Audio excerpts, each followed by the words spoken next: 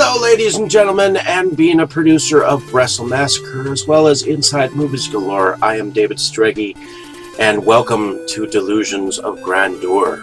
Enjoy the reviews. I certainly did.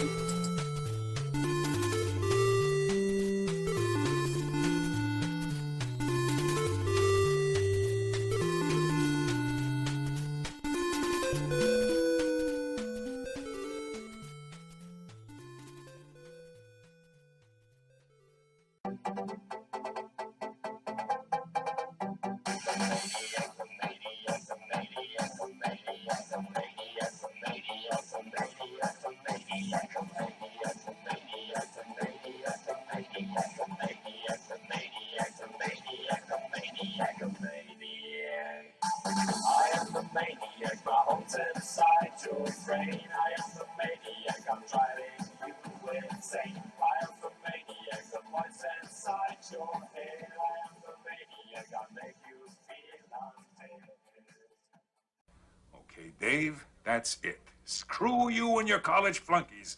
I've had enough of this from you and from everyone else. I know what you guys are trying to do. Break me down, drive me out of the force. Well, it's going to take a hell of a lot more than a lame prank like this to get Curtis Mooney to throw in his badge, so fuck you. Over. Hello, ladies and gentlemen, and welcome back to Delusions of Grand Duel. I'm your host, David Strege, and here I have another video collection video for you. This time, another box that came, and this came a couple of days ago, but I had to work. So the box that came before that and this box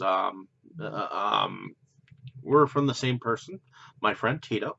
And before I went into that box, I wanted to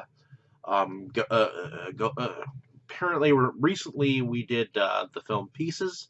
So I originally had a different DVD of Pieces, which I gave to my fiance.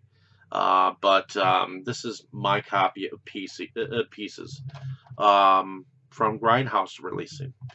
And so it's a very cool copy. It's a 2-disc. Now, I understand that this film is actually out on something else, and it came with a puzzle piece if you got it got like among the first 1,000 or whatever. But yeah, that is my copy that I have, and I really liked the film, even though it made no sense. So, anyways, moving on. I'm gonna make sure that I tell you about these films in this small box here. It's the kind of box that it came in. I already opened it. Now, this film here, I already have a copy of Hollywood Horror House, I believe, and it's from Full Moon. Let me just put this down here. And by 1970, the once again golden age of Hollywood glamour and stardom was a tragic last hurrah represented by the deteriorated Hollywood sign. In Hollywood Horror House, we'll go below the sign to a decaying hilltop mansion and a once great star played by the once great star Miriam Hopkins. The fabled Ms. Hopkins, toast of the town back in the 30s with box office hits like Dr. Jekyll and Becky Sharp, was an A-list actress and Oscar nominee. Another Oscar winner, Best Supporting Actress, 1936. Gail Sondergaard plays Miss Hopkins' loyal friend and housekeeper who tries to save her friend from the handsome stranger, played by son of acting legend John Garfield. He may be the culprits littering the land around the Hollywood sign and hacked up body parts. This hellish time capsule showcasing late 60s, early 70s Hollywood, remains an early example of the slasher films which would follow in just a few years. See Miriam Hawkins trapped in a madhouse of hacked up, blood splattered bodies, tripped out drug sequences, murdered by electric knives, and a Hollywood Christmas parade with a drunk, out of control movie star as its grand marshal. Hollywood Horror House is the last death rattle of the horror hag craze that began with Betty Davis feeding dead rats to Joan Crawford in Whatever Happened to Baby Jane. Just as Betty sang I've Written a Letter to Daddy in that film. Listen to Miriam sing the hell out of Taking a Chance on Love. Witness this demented slice of cinema, best described as a Motel 6 version of Psycho. You have been warned. Hollywood Horror House is the psychotronic slasher version of Sunset Boulevard with a dash of psycho, thrown in for good measure. So, this is from 1970, Hollywood Horror House. And I believe, like I said, I already have a copy of this film. So, it might go in my to-sell pile. Here I have a Western called The Grand Duel, starring Lee Van Cleef.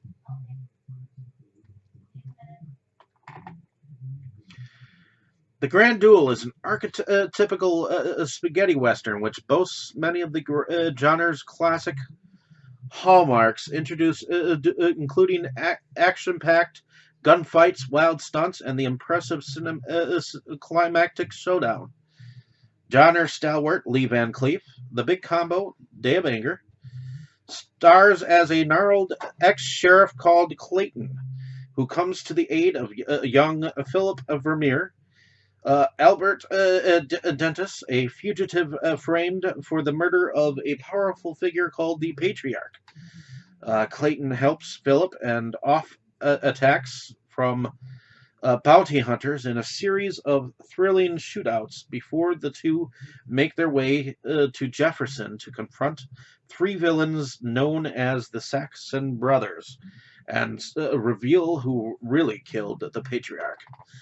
A complex tale of revenge penned by prolific Giallo writer Ernesto Gastaldi from Torso and the Case of the Scorpion's Tail. The Grand Duel befits from a beguiling central performance from Lee Van Cleef and assured hellmanship from Giancarlo Santi, assistant director to Sergio Leone on The Good, the Bad, and the Ugly, and Once Upon a Time in the West. Add to this brew a memorable and timeful score by composer Louis Bacalov from Django and Milano's Calibro 9, and the stage is set for one of the grandest of all Italian westerns. So there we have it, The Grand Duel.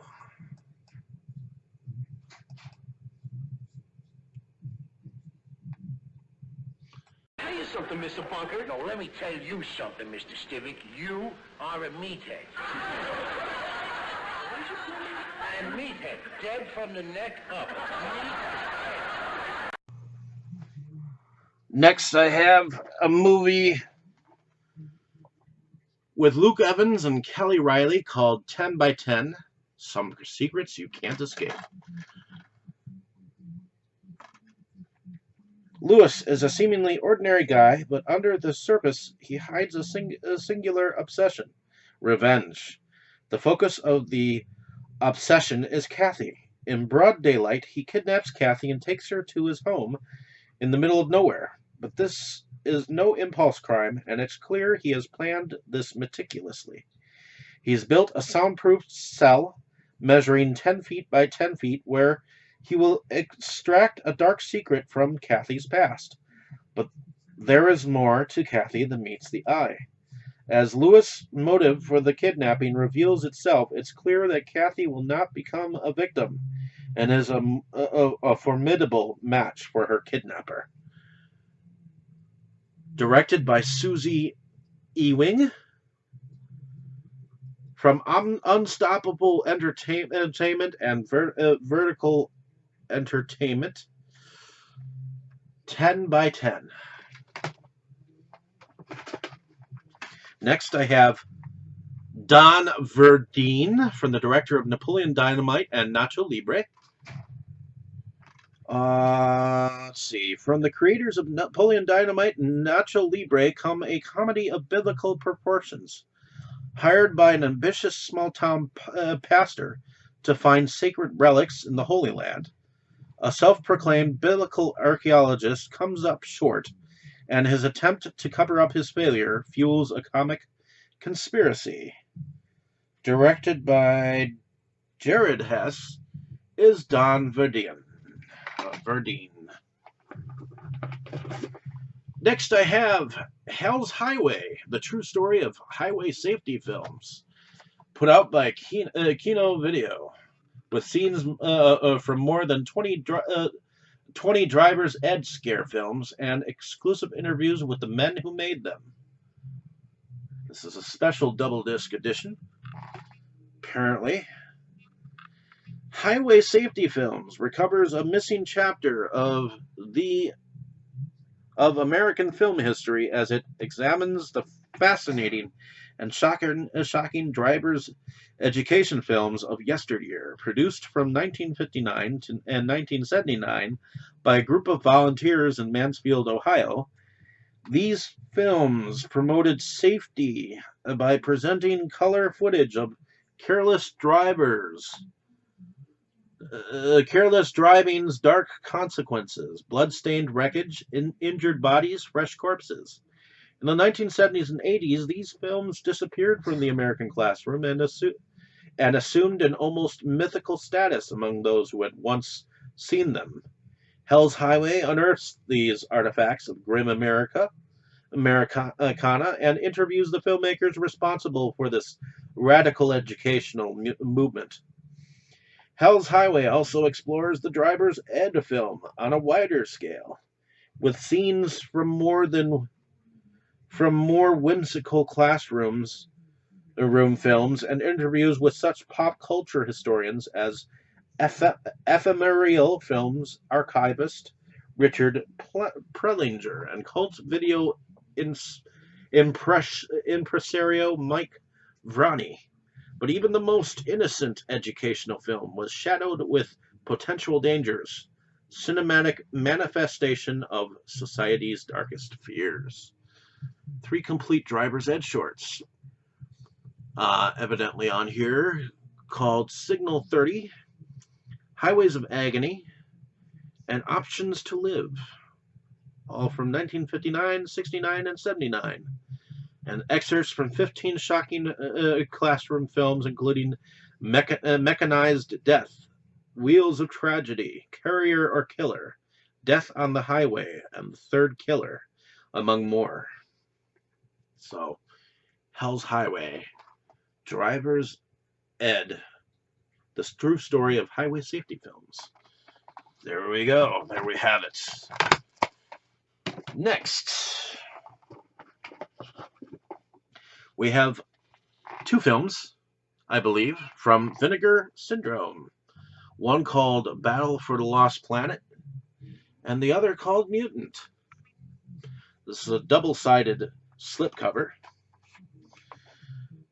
So, Mutant War, actually. So, in Battle for the Lost Planet, rogue master thief Harry Trent, who played by Matt Mittler, who, in an attempt to steal military secrets, found himself stranded alone in space for years. Finally returns to Earth only to discover that the planet has been taken over by vicious gangs of alien mutants. Finding themselves forced into a fight for his life, Harry is soon discovered and taken in by the beautiful warrior Denise Coward and her resistance group, who hope to outwit the extraterrestrial invaders and reclaim the planet. Then in Mutant War, it continues the story, finding Harry still at odds with the conquering aliens, but this time having to contend with an even deadlier enemy, another human. After meeting a young girl who begs him to help save her family, Harry learns of power-hungry deviant Reinhardt Rex, a futuristic white slaver that kidnaps young women for breeding purposes. Can Harry outwit Reinhardt while still escaping the clutches of flesh-eating mutants? Two earlier features from the celebrated sci-fi director and practical effects artist Brett Piper, Battle for the Lost Planet and Mutant War, are chock full of Ray Harryhausen-inspired stop-motion animation and epic no-budget battle sequences. Vinegar Syndrome presents these two nearly impossible to see rarities on disc for the first time anywhere in the world. So there we have it. Battle for the Lost Planet and Mutant War.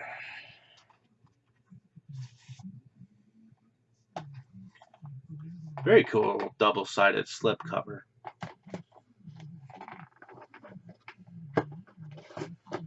Next, I have some double-featured moments from Epic. So, we have Vidar the Vampire and a Zombieology double feature. In a desperate attempt to break free from his boring life, bachelor and farmer Vidar Har prays to the Lord to grant him a life without boundaries. Instead, he wakes up as the Prince of Darkness. Now he must adjust to life as a vampire. And Zombieology. When a monster from a popular animated show appears and starts a zombie outbreak, it's up to eccentric duo Lung and Chi-Young to set up and fight the horde of the recently deceased and save their friends from all-around chaos. Zombieology.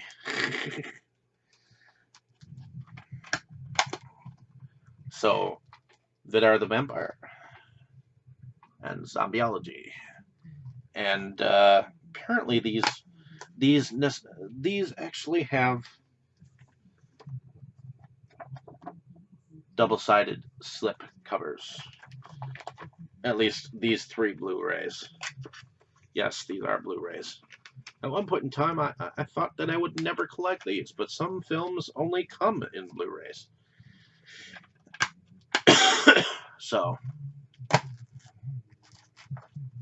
next I have Screamers and the Monster Project. That's a double feature. 2 internet gurus investigate the authenticity of a series of Screamer videos. As they unravel the source of the mysterious videos, they uncover something far more sinister and terrifying about the people behind them. Screamers. When you hear the scream, it's already too late. And like I said, the Monster Project, which eventually I will check out. And this one has Imitation Girl and Nina Forever. After his girlfriend Nina dies, Rob falls in love with Holly. The new relationship faces a huge challenge when Nina comes back to life to sarcastically taunt the couple whenever they try to make love. So, and like I said, the other one on here is the Imitation Girl. If you can see the cover for the other one on the others. I'd read it, but I don't want to open that just yet. So next I have All the Creatures Were Stirring. I wanted to get this one when it came out, but ho ho ho, the joyful spirit of the holidays is about to take one dark turn after another. From sadistic office parties and last-minute shopping nightmares to vengeful stalkers and immortal demons. There's plenty out there to keep you from getting out of bed to see what's under the tree this holiday season. Constance Wu from Crazy Rich Asians and Jonathan Kite from Two Broke Girls headline a sensational ensemble cast in this devilish stocking stuffer of a movie. All the creatures were stirring. Put out by RLJE Films.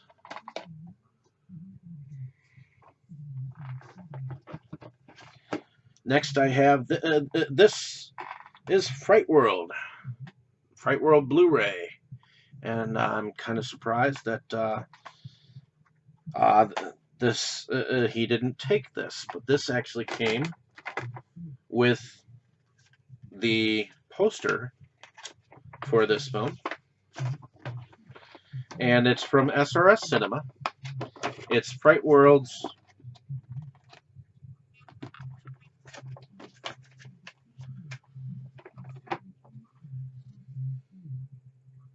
tongue-in-cheek horror, pretty girls, blood, guts, and love scenes aplenty in the story of an abandoned amusement park, besieged by the vengeful spirit of a slain serial killer.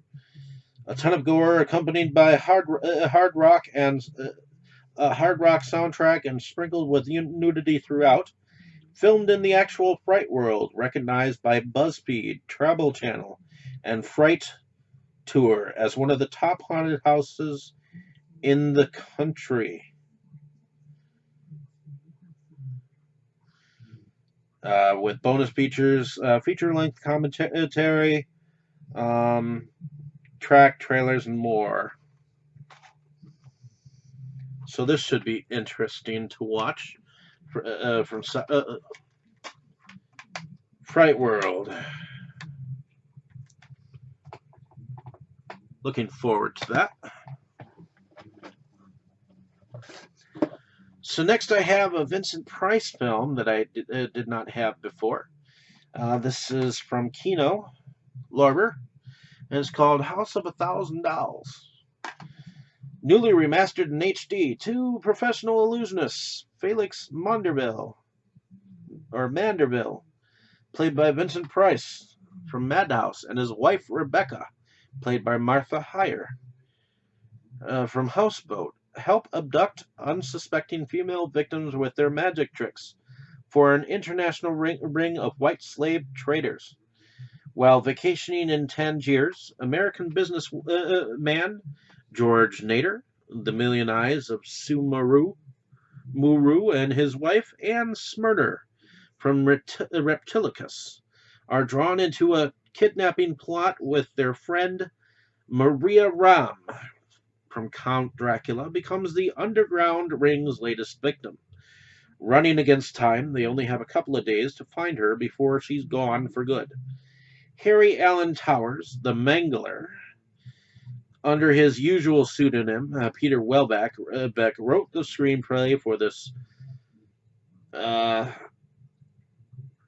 top-notch thriller directed by Jeremy Summers, The Vengeance of Fu Manchu. So, there we have it, House of $1,000. The next one is called Judgement Night. This was noted producer-director Stephen Hopkins, The Life and Death of Peter Sellers, and 24, and Predator 2. Navigates this harrowing journey of four suburban men into the nightmarish neighborhood of Chicago's crime-infested world, when four young men, Amelia Estevez, Cuba Gooding Jr., Stephen Dorff, and Jeremy Piven, take a wrong turn on their way to a boxing match in a state-of-the-art RV. They witness a murder. Now the killer's leader, Dennis Leary, cannot let them live, and the four must find their way to safety while being hunted through Chicago's meanest streets with a powerful powerhouse cast. The edge-of-your-seat thriller takes viewers on a life and death road trip into terror. Judgment Night. Looks cool.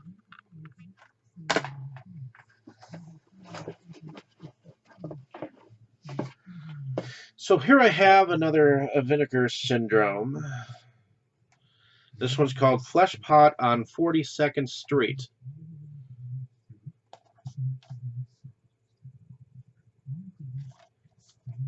I think there are some different photos on both. Dusty, a street-smart but desperately unhappy prostitute who works in Times Square and uses her body to survive, seducing, conning, and ripping off her Johns. After moving in with Cherry, a cross-dressing male prostitute, Dusty hopes to find more solid financial footing and a stable future in the sex trade. That is until she meets Bob, a young lawyer who lives on Staten Island, who falls in love with her and she with him. With a chance to escape her miserable existence becoming a possibility, Dusty starts dreaming of a future she never thought possible. But can she escape her own destiny? Andy Milligan's masterpiece of urban sexual despair, Fleshpot on 42nd Street, stars Laura Cannon, forced entry, in her career performance as Dusty, alongside Milligan, a regular character actor, Neil Flanagan, and sex film superstar Harry Reams, evoking the cinema verity aesthetics of Paul Morrissey's work for Warhol, as filtered through Cassavetes' sobering examinations of loneliness and the working class condition. Fleshpot remains Milligan's most powerful and personal film, only ever available in heavily cut editions sourced from splicey prints. Vinegar Syndrome brings this crucial piece of 70s New York filmmaking to Blu-ray in a brand new 4K preservation of its previously unseen original and painstakingly reconstructed director's cut, featuring all of its legendary lost footage restored. So there we have it, Fleshpot on 42nd Street.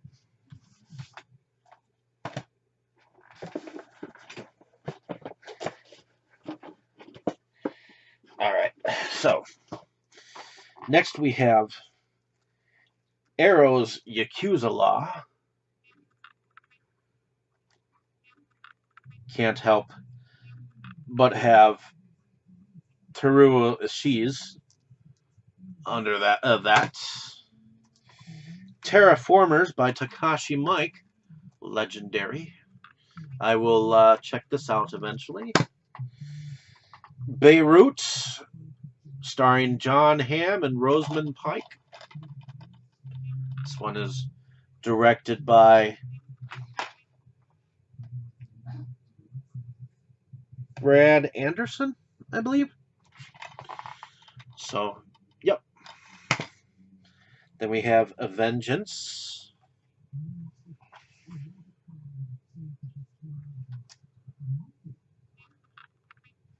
This one is directed by Jose Miguel Bonetti,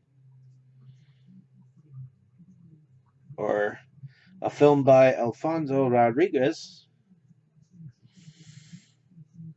with Fabrication Films and Antenna Latina Films.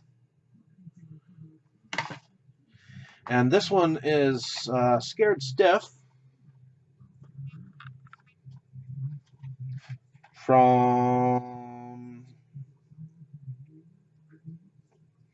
So this is the second feature helmed by Richard Friedman, who went on to direct such genre favorites as Doom Asylum and Phantom of the Mall, Eric's Revenge. Scared Stiff, also known as the Masterson Curse. So, Scared Stiff. Mary Page Keller, Pretty Little Liars, appears alongside Andrew Stevens' 10 to Midnight and The Fury, as a couple terrorized by an age-old curse in this much underrated late 80s offering from director Richard Friedman. Keller plays Kate Christopher, a singer, who moves into an old colonial mansion with her son and psychologist boyfriend David, played by Stevens. But when they make a strange and gruesome discovery in the boarded-up attic, it soon becomes clear that the mansion carries with it a dark and blood-stained past, one that is about to terrorize them in the present. So,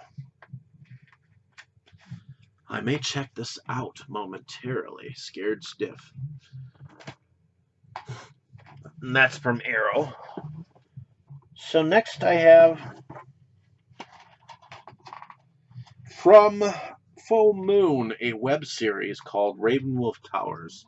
I have volumes 1, volume 2, and volume 3. And volume 2 is called Bonds of Blood, and volume 3 is called Secrets in the Walls. So this was from Full Moon, and evidently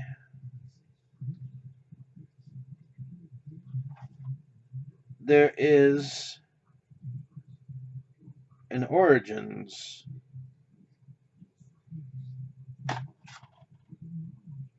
in the special features of some of these, but it looks like it may be cool. Definitely going to check those out. So next I have from Blue Underground animation film called Fire and Ice. You may or may not know of it. It's directed by Ralph Bakshi, and you might know him from the movie Wizards. Then I have Shocking Dark, a film by Bruno Mattei from Severin Films. From director Bruno Mattei, Violence in a Woman's Prison, and co-writers Claudio Fragasso and Roselli Drudy. Trolls 2. Their final and most notorious collaboration went beyond brazen plagiarism to become a fearless act of deranged genius in the bravura ripoff of both Aliens and Terminator. A team of badass Marines, a tough female civilian, and an orphan girl battle monsters beneath the Venice canals, while being chased by an indestructible killer cyborg. Have we mentioned the overwrought dialogue, over-the-top performances, and ultimate what-the-fuck twist ending? Garetta from Demons, and Tony Lombardo from Rats, Knights of Terror, star in this schlock fest of awesome. Actually released outside the US as Terminator 2 and Alienators, and never before available in America. Now scanned in 2K from the director's cut, negative discovered in a Rome lab vault. So there we go, Shocking Dark.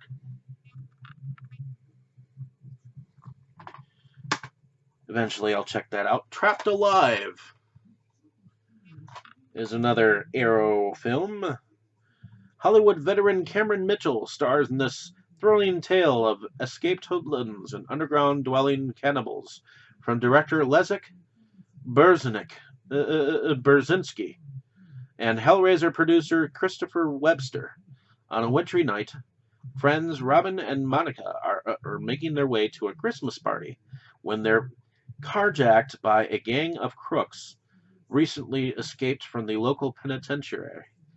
With the two young women taken as hostages, things take an even darker turn when their vehicle plummets down an old abandoned mineshaft, trapping the group underground and at the mercy of a mutant with a taste for human flesh.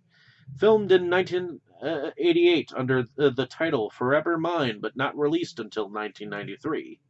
Trapped Alive, also known as Trapped, was the first film to come out of Wisconsin, now defunct Windsor Lake Studios, which would go on to produce a number of features under the Fangoria Films label in the early 90s, including 1992's Bruce Campbell starring Mind Warp.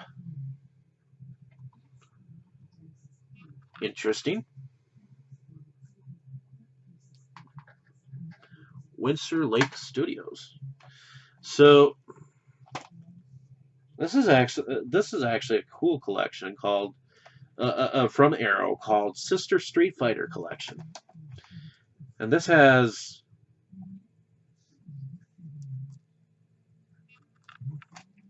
after the massive success of the Sister Street the Street Fighter, Toei Company decided to build a new karate series around a female lead and cast a young actress who had appeared in a cameo role alongside her mentor Sony Chiba.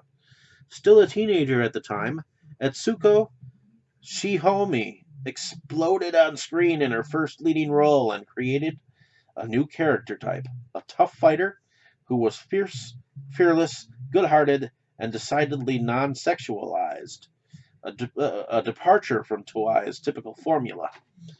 In 1974, Four's sister street fighter, Shihomi, in the half-Chinese, half-Japanese Karu Lee, who travels to Yokohama to investigate the disappearance of her brother, an undercover cop. Lee discovers a smuggling ring run by the drug lord with his own personal army of deadly fighters, and must penetrate his evil lair with the help of a fellow karate master played by Chiba. Shihomi and director Kazuhiko Yamaguchi, Wolf Guy, made 2 additional films based on the same character over the next year. Sister Street Fighter, Hanging by a Thread, and Return of the Sister Street Fighter, with a final unrelated follow-up, Sister Street Fighter 5th Level Fist, helmed by original Street Fighter director Shigehiro Azawa, appearing in 1976. Genre entertaining to the highest order, Sister Street Fighter films are a wild ride through some of the best exploitation cinema Japan produced in the 1970s. Funky and over the top, filled with wall-to-wall action and featuring some of the craziest villains ever depicted on screen. The series embodies female power in a male-dominated genre and is a magnificent showcase for the physical presence and martial arts skills of its lead star. So there I have it, Sister Street Fighter collection. Looks kind of cool. So next I have one of the versions of Al Gore's snuff tape anthology that came out. This one's on DVD, and it's got snuff tape 0, 1, 2, 1 through 7, and the lost tape. So, according to the back of this, me and my girlfriend have killed dozens of people over the last years. Worthless pieces of filth that won't be missed by anyone. We also captured some of our murders on video for a small group of like-minded people. But killing started to get boring, and so I decided to make my last dream become reality and have my girlfriend videotape it. For ages, I have been dreaming of inflicting actions of hatred and lust on a corpse, and then getting buried next to this last victim, so I kidnapped a 21-year-old whore. Yesterday, I will kill her, bleed her, and let her ripen for 4 months, in order to commence with my final masterpiece. These are the videos leading up to my last, most depraved act. There is no dialogue in any of these shorts, which tell this story of madness through the actions of the killer. They consist of the following shorts: Black and Dyed, Red, Red and Yellow, Dead Red and Brown, Dead Fast Food, Final Orgasm, Extreme Suicide, Organ Trade Autopsy, Gore and Dead Body, Snuff Tape Anthology, El Gore's, put out by SRS Cinema. So this is the first film in the Blood Corrodes Inside trilogy. This is a Baroque house. It's called Spit. As you can see, it's got all kinds of signatures. A Wicked Fetish Party featuring Eddie Six, Lulu Sparkle. This was limited up to only 300 copies. And it is an adult experimental horror. Bizarre fetishes and terror are displayed in Spit. It is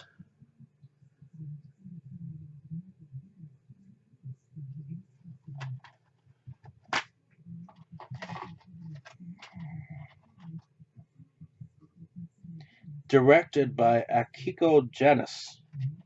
And here is a card on the inside. So, yeah.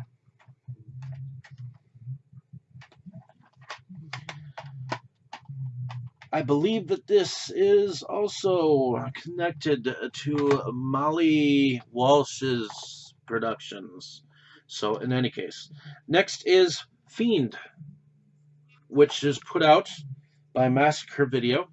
That's another video place that seems to put out some of these limited edition sets. After being awakened from the grave, Eric Longfellow, played by Don Leifert, takes up residence in a sleepy suburban cul-de-sac outside of Baltimore, establishing himself as a respected music teacher while secretly roaming the nearby woods, stalking and strangling young women so as to take over their life force. As residents descend into panic and paranoia, Longfellow's neighbor becomes increasingly suspicious of his unaccounted wanderings, unaware of his evil powers and unquenchable need for fresh victims. The second feature film, directed by Baltimore's best-kept filmmaking secret, the legendary self-taught auteur Don Dohler. Fiend is a meticulously made supernatural suspense thriller. Massacre Video proudly presents this underseen 1980 Ghoul Fest in glorious HD, newly restored in 2K from its original 16mm AB rolls, featuring rare archive interviews with the cast, plus much more. So, there we have it, Fiend. And I'm going to show you the back of this.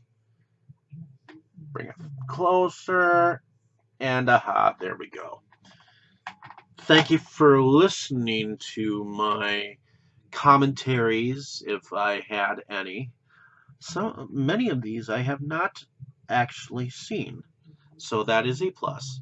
Again, these are from my friend Tito. I've been buying from him for the last 2 years. And I am enjoying doing the unboxing, even though I'm doing it a little bit different than anyone else. I've already opened the box and gone through each of the titles because that's just my way. I seem to like to open them not in front of the camera. So thank you for listening.